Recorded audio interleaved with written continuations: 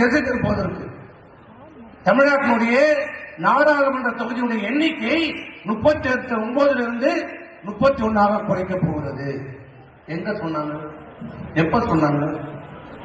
நீங்க யாரை படிச்சீங்களா? குறைக்க மத்திய அரசாங்கம் எங்க சொல்லிச்சா? இது ரொம்ப காலமாக பேசப்படுகிறது. மறுசீரமைப்பு செய்ய வேண்டும்.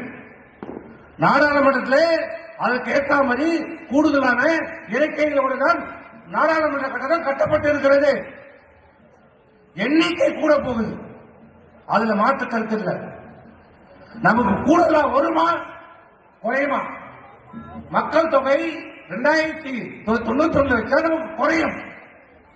ஆனால் இன்றைக்கு மத்திய அரசாங்கத்துடைய அந்த துறையினுடைய அமைச்சர், உள்துறை அமைச்சர் சொல்றார், நாடாளுமன்றத்தில் பிரதமர் தெளிவுபடுத்தியிருக்கிறார், எங்கேயும் எந்த நிலையிலும் எந்த மாநிலத்துக்கும் இருக்கிற நாடாளுமன்ற தொகுதி குறையாது. இப்ப இருக்கிற எண்ணிக்கையை வைத்துதான் சொல்லப்படும் சொல்றாங்க. அப்புறம் எங்க எதுக்குற அனைத்து கட்சி கூட்டம்? இப்ப மட்டும் கூட்டம் இல்லாத